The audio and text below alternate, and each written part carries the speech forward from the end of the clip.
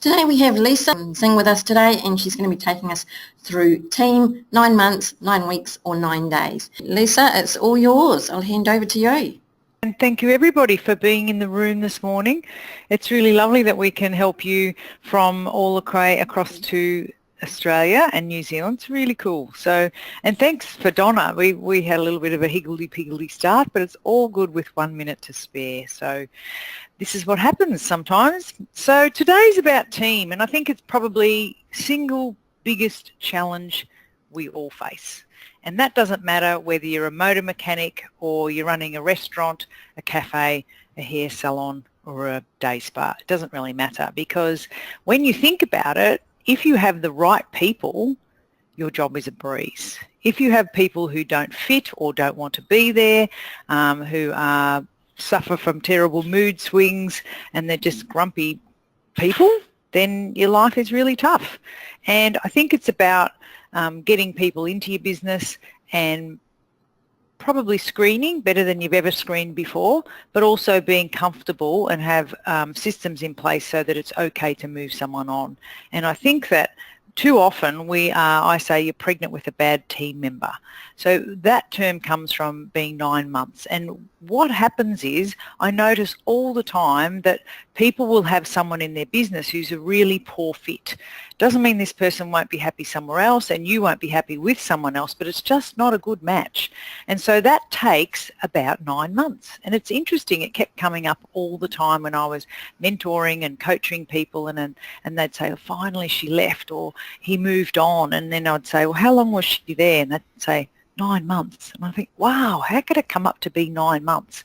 And because I like to put content together that makes it easy to remember, 9 months is about a pregnancy. So most people remember that 9 months. Okay, so then I thought about it and I thought, what about if we could do this quicker? What about if I could teach people skills so that they could have people in their business for less than 9 months? Because you can do a lot of damage in 9 months if the wrong fit is in your business.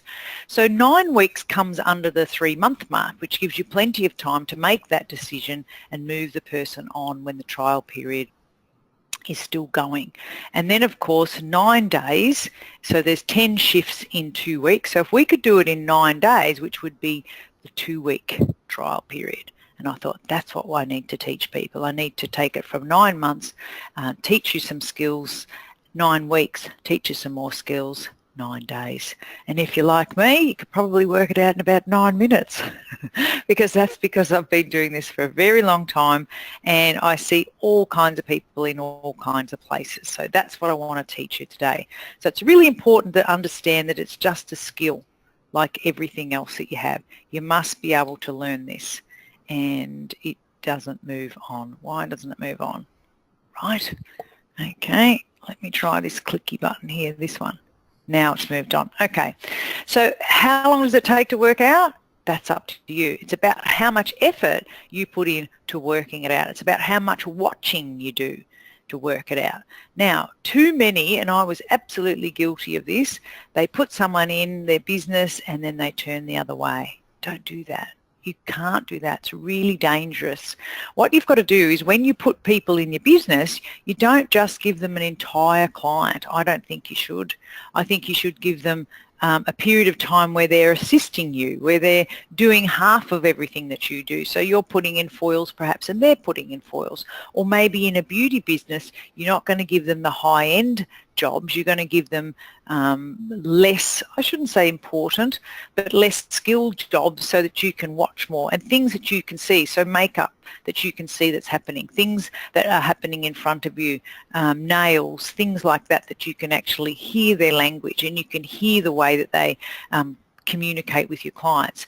If you put them in a room, they shut the door, you have no idea what's going on in there. And so that's a really big piece of trust that you have to build up to. And I think that some of you are very desperate and you've lost a team member and you've got these people who needs facials. Well, you can't be in the room, and so you'd have to do a little bit more scratching around to make sure that's the right person. But how long it takes you to work it out is how prepared you are to slow down the process and do it once and properly. I was guilty of that. I remember losing a team member and I was just gutted because she was just a delightful girl. She ended up going and opening a business with her mum, and I knew I couldn't compete with her mum, so she left, and it was a really sad time in my business. But I just employed the first person who could hold up a pair of scissors. I really did, and it was such a stupid thing to do when I look back. And I just thought I was already off the floor and out the salon door. So I didn't have to be in my business all the time, and there's no way I wanted to go back to working 38 hours a week and take over Rachel's shift. So I just thought, yep, and I didn't see what was going on. I didn't want to see, to be honest. I just said, no, that'll be good. And I was giving her the benefit of the doubt all the time when really I should have been really honest with what was going on. She didn't last very long and she moved on, and then I had to go back in and pick up the pieces. Much bigger mess. So you know what? The best way to learn something is by mucking it up. Ain't that the truth? But that's okay. I think we've all been guilty of that one. So just remember this 9 months, 9 weeks or 9 days, and you absolutely get the team you deserve. If you're not a person who's prepared to have team meetings, if you're not a person who's prepared to listen to how do I make this the best job, who's not prepared to take the critique, well, you know what, it might be 9 years and you still don't find decent team members. It's the single biggest complaint that I hear from everybody. Oh, it's because this, and in my area there isn't any of this, and in, yeah, blah, blah, not interested, couldn't care less. You know, it's like finding a wonderful husband or a wonderful wife. Yes, you believe there's nobody out there, you're absolutely right. But if you believe that there is somebody out there who will be a wonderful partner for you and you can live your lives side by side, it's a great thing. You know, I always love that song from Michael Bublé that says, I just haven't met you yet. And I think that is so true for what we are doing in our industry. There's somebody out there waiting for a great boss, waiting for a great environment that's friendly and free of bitchiness and all of that. You provide that and they will come. They absolutely will. And the only reason I know this is I did it myself. I think I was always a reasonable to good boss, but I had to look at myself for the things that I was doing wrong. And being not very patient was one of them. I used to say terrible things to girls. I'd say, are you thick? Why don't you understand? I told you already. Really bad, really bad. It's funny now. It probably wasn't at the time. I was never a bully or anything, but I wasn't patient. And so you get the team you deserve. You really do. So if you're not a person who's prepared to look at yourself, you will chase your tail again and again and again. And I don't want you to do that. I want you to learn from your mistakes. I really do, because not big ones, small ones. And I asked someone recently, actually it was Jay, one of my team members as in coach, he asked Jay Edwards from Edwards & Co. on stage the other day. We had I was going to say it's a love-in. I don't think that's the right word. We had a day where we gathered all hairdressers and beauty therapists and salon owners, and we had 4 keynote speakers, and it was a really good day. And so one of the questions he asked of Jay, and he said, look, not everyone's a fit. He said you need to make little mistakes and move on quickly, learn from them. Don't ignore what's going on and then make a really big mistake. And I thought, wow, that was really good advice. And I'd heard that from Gary Vee as well, who is an American that I listen to, and he says, no, hire them fast and move them on fast. If it's not the right fit, he said, and I even struggle. He said he really has to work on moving people on and making a process around they don't fit, and being really honest so that the person leaves away, smiles and waves goodbye to you. They're not slamming doors. They understand that it's not the right fit. And there's no way you can tell for sure before you employ someone. So if you're a person who's scared to get their hands dirty and roll up your sleeves and get involved in your business and the people in your business, you'll make bigger mistakes and you won't learn. What you've got to do is you've got to learn by mistakes, and think about the character of the people that you love. Think about the people in your business that have really worked well. What is it that you like? And I think you'll find if you profile 3 or 4 or 5 people that you've had over the years that you've really liked being in your business, that the energy was good and they were great to your clients, I bet you come up with the same formula. I bet you do. Because for me, it's things like a can-do attitude, that they don't say, things like when you ask them to do something, they go, I don't know. Look, I want a person who says, look, I'd really like to help you, but I can't. I've booked an appointment at 6 o'clock, so I won't be able to do an extra hour shift tonight. They just tell you. They don't say or tell fibs or make up a story. And it's the same when people come to work for you and then they ask, I had one the other day and she said, I don't know about this girl. She asked me what the rate of pay and how many hours I'll be expected to work. And the hairdresser salon owner was a bit, she's a bit forward. I said, it's a good thing. She's speaking her mind. That's what you want. So it was really important for me to make her understand there's nothing wrong with being assertive. There's nothing wrong with being really clear. It's really important that you do. And she goes, oh, okay. So she kept going. Whereas in the past, she said, I would have just said, no, she's too bossy. I don't want her there. And I said, no, well, the wishy-washy ones aren't helping your business at all. So you've got to be able to look at it from a different point of view. And you've got to be able to say, yep, I made a mistake. I should never have let that woman in my business or that man in my business, or I made a mistake. I saw the signs that this person wasn't a fit, but because I wanted to have my holidays or because I didn't want to come in and work an extra day, I just turned the other way. Not good, guys, not good. Don't do that. Okay, you're going to learn the lesson. It's just going to be a bigger, fatter lesson later down the track. And trust me, you don't want that. Okay, you've got to understand that your best resource is your people. Absolutely your best resource is your people. You know, you can have wonderful chairs and wonderful equipment and the best product around and a wonderful air conditioner or great heating system. Who cares? If you don't have wonderful team members, you got nothing. You absolutely got nothing. And I said this to someone the other day because I couldn't seem to get through to her that this one person is not suitable. And she kept going back to her skills really good. I said, yeah, I know, but she's stinky. You know, she's got this stinky attitude. I don't understand.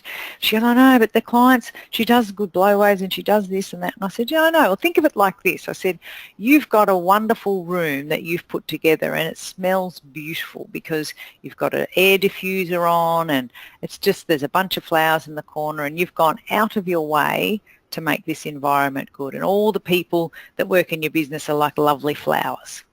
And then you've got one person who's got a bellyache and bad gas. And guess what she's doing? So it doesn't matter what you do, this person is making a stink in your room. And that's what it's like. And if you leave it long enough, the stink will get bigger so that people will go, oh, that's not right. Remove the person. Do everything you can to educate the person on what you want, and then you go from there.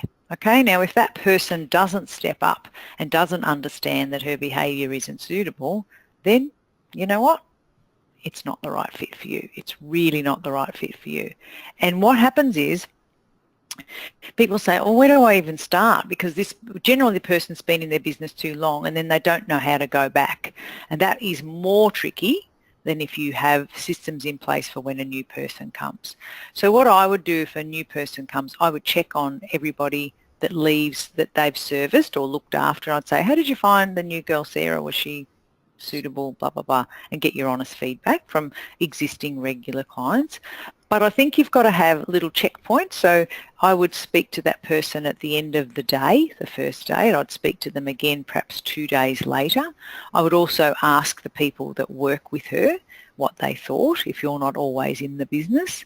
Asking the clients is a really good one. Looking at the effort that the person puts in, like if this person's not recommending any products, if this person's not rebooking and doing anything that is within their power, then I would be concerned. Now, the number of clients that come in the door, that person can't have anything to do with that because that's happening long before this girl shows up. But what you can do is look at those type of KPIs. Is she putting a product in front of the client and saying, this is what I used on you today? Is she asking to solve problems, or is she saying, oh, what are we doing today? Well, I don't like that. Right? I like people to say, how can I help you? What's your biggest challenge with your skin at the moment? if there's one thing I could change with your skin today, what would that be? And they might say, oh, blackheads or ingrown hairs or whatever it is. You know, what about your makeup if they're doing a makeup? What would you like to look today? You know, not what colours are we putting on. The girl doesn't know what colours you're putting on. That's your job. The look you're after. You know, does she show images of what she is going to help this client with, or does she just be lazy and say, so what are we doing? Read your appointment book. You know what she's booked in for. Check, because they can be booked in correctly. But instead of saying, what are we doing, she could be saying things like, so I've got you in for a makeup today. I just want to check about where you're going with this makeup so I can get an idea of how you'd like me to apply your makeup today, blah, blah, blah.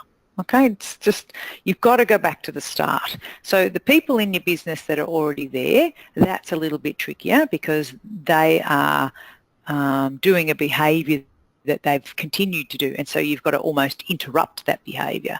But when you start from the start, it's much different. So always sit down, talk to your people and just say, wow, I heard this webinar this morning and it's really cool because it made me think a lot about what I'm doing as a business owner, and I want to make this the best business. So what could I do? What do you think would make this the best place to work? And it's a really cool place to start. Okay, some things that I look for, I'm always, when I'm doing interviews, I'm always looking for people who speak well of other people. You know, even if they might have grown up as a, I don't know, in a situation where the parents are pretty ordinary, they don't say that in such a way. They say it that, yeah, look, I had my challenges growing up, but Mum and Dad did the best they could at the time, but I was adopted out when I was a 10, or, you know, and they don't go, oh my God, I had the worst start and victim, victim, victim. They don't. They just say, you know what, it's kind of how it was. That's what I'm looking for. People who always speak well of people. People who tell you, I've got the best girlfriends. There's 3 of us and we always go places together, and they're just, I love them. You know, not like, oh, my girlfriend, she's so moody, blah, blah. And you might say, what has that got to do with working in a salon? Well, it's about relationships. And the relationship they're going to have with you, I want them to take part of it too. I want them to see it for the good instead of criticising you for the one day you're out of the product that she wanted to sell. Oh, my boss is hopeless, it's retail. No.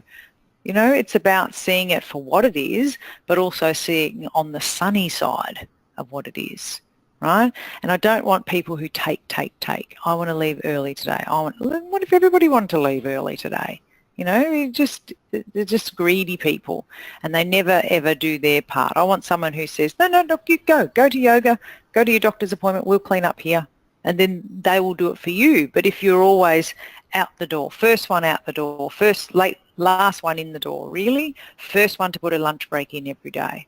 You know, that's a very selfish type behaviour, and I think that needs to be spoken about and make them understand. And, you know, I've got 3 children, but one of them is a bit like that, and I've been knocking that out of him for 26 years now, and I still do it. And I say, hang on, why don't you ask where the other ones want to go to the restaurant? He just picks the restaurant. I think, really? He goes, yeah, I want to eat there. I think, well, that's take. So it's about being comfortable enough to be able to say that to people. You know, I want people who have good friendships and people in their life that they excite, their face excites when they talk about them, you know, that sort of thing. Just a happy little person, that's what I'm after. And those who ask questions, like I said before, how many hours will I be expected to work? How many late nights do you know? Do you do in your business? You know, all those kind of things.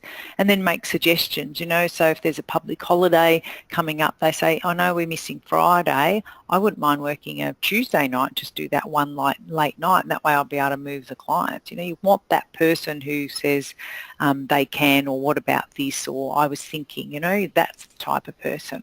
Because those people are moldable. You can see that they really decide to be in your business, and it's really important, not lazy. You know, the grooming, really, like you have to teach people in our industry to be grooming, really. I think it's really important. If someone comes to work looking like the dog dragged them in, really, well, I won't tolerate that. It's just not right. Kind, thoughtful people, and people who are not selfish, people who think of other people. Then the training part's easy. So what I want you to do is write a list. I want you to write a list of the people and the qualities that you want from a person, because like I said, you will see a repeated list.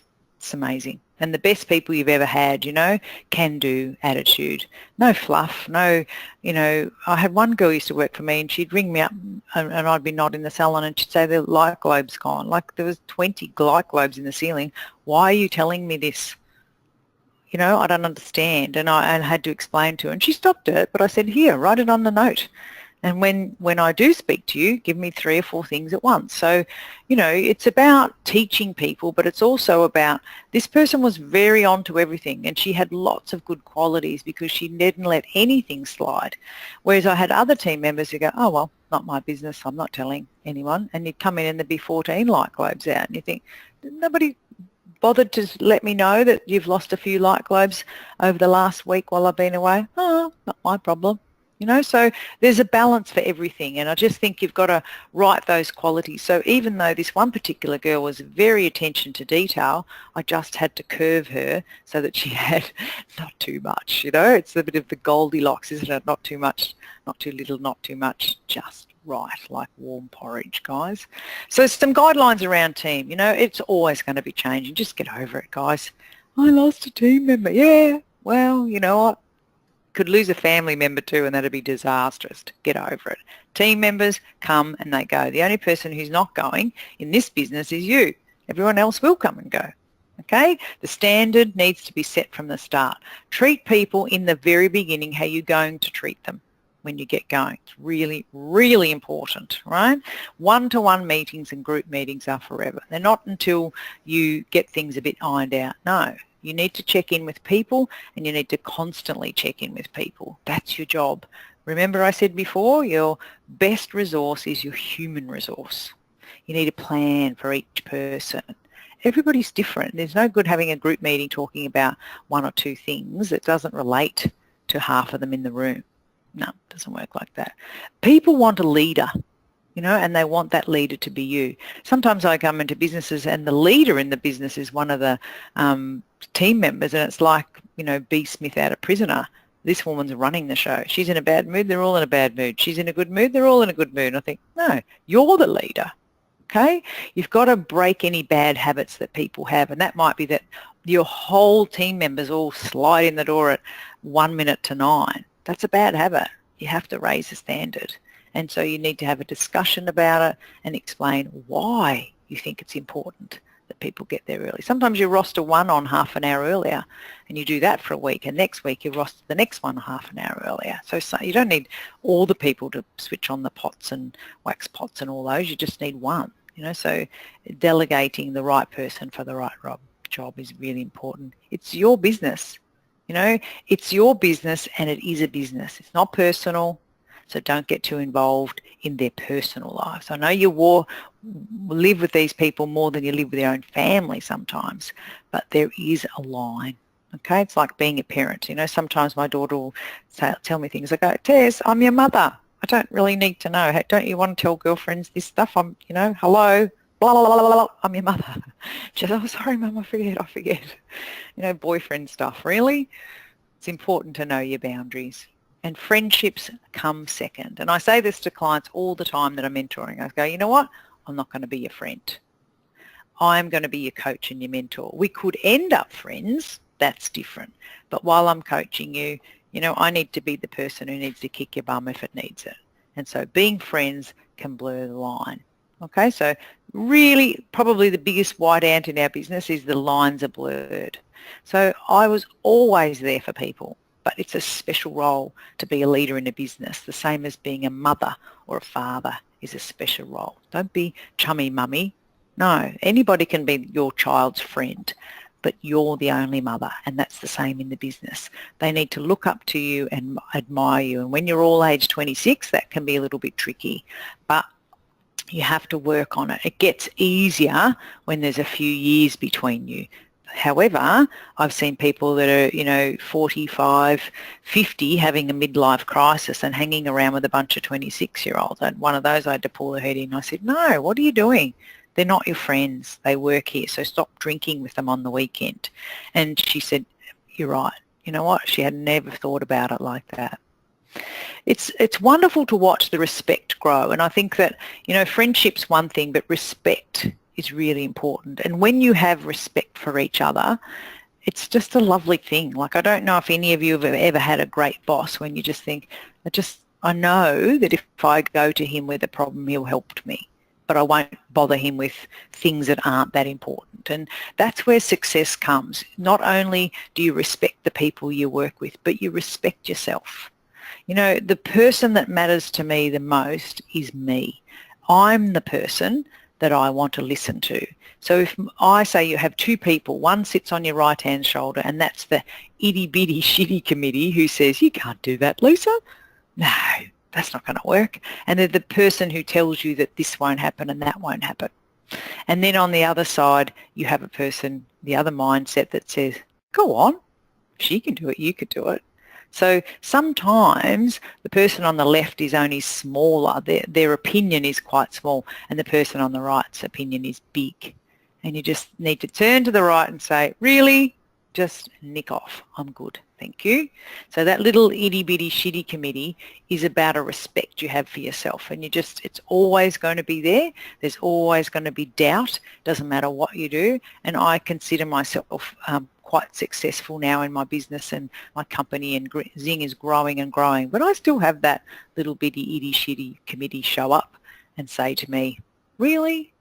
You think you can have a global company? You think you can teach the Irish and the English and the Scottish how to run a salon? And the other person says, yes, you can.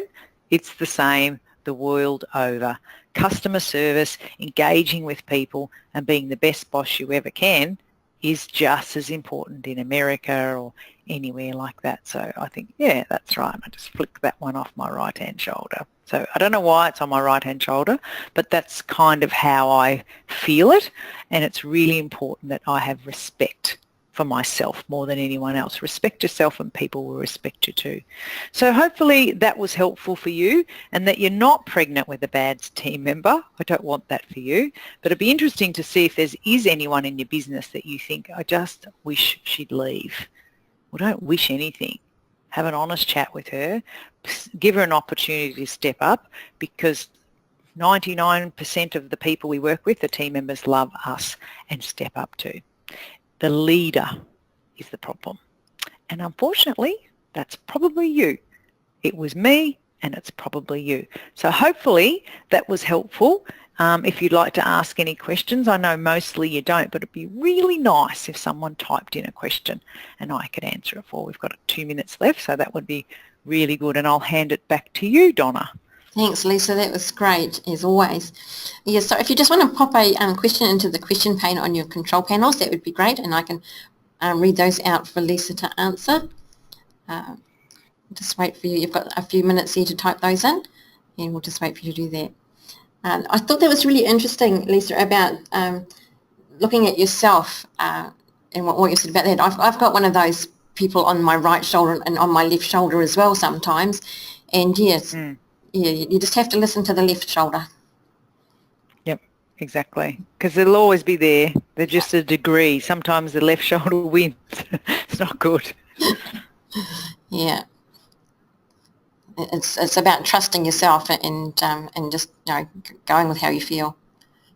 Yeah, and thinking about why you want to do what you do. Why did you want a salon in the first place? And most of them tell me because they wanted to provide a really good space, because where they've worked before they thought it wasn't quite what they wanted, and so they want to provide this amazing space. It's never about money, interesting. It's always about, no, I wanted a place where people could come and they could do this or they could do that, and because it's such a lovely environment when we get the mix right.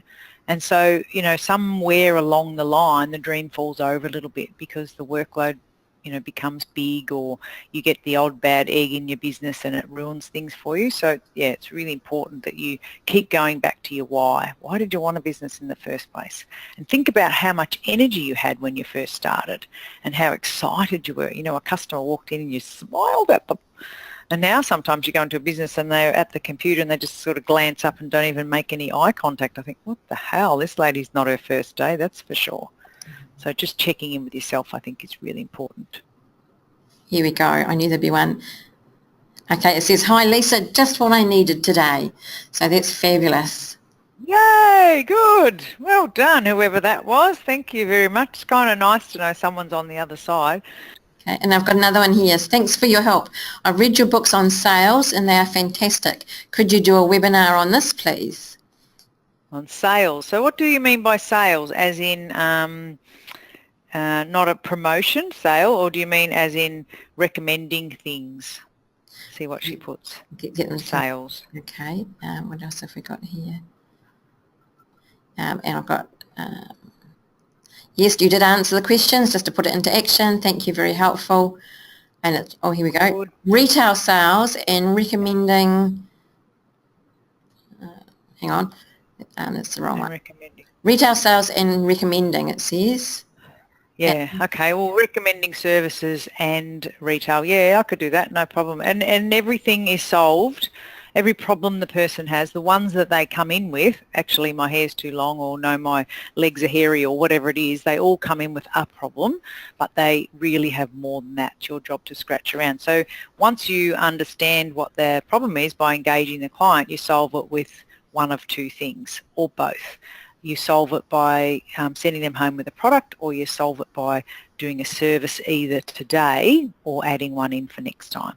And that's pretty much the basis of it. And if you just chase solving problems, you just do your job. And I love the analogy where I say, imagine if it was free, right? Imagine if this lady you could give, I said, look, you just give the lady whatever they need. I bet you they leave with products. So often it's the financial, oh, I don't know, this lady's got $20, $30, but not. She looks poor, whatever. So we kind of stop the sale. So yeah, I'd love to do that. Maybe we can make that our next one, Donna. Yes, I'll certainly be looking at my list where we can fit that one in. Okay, the next one I've got is, do you have any advice about dealing with long-term staff members who are resistant to change?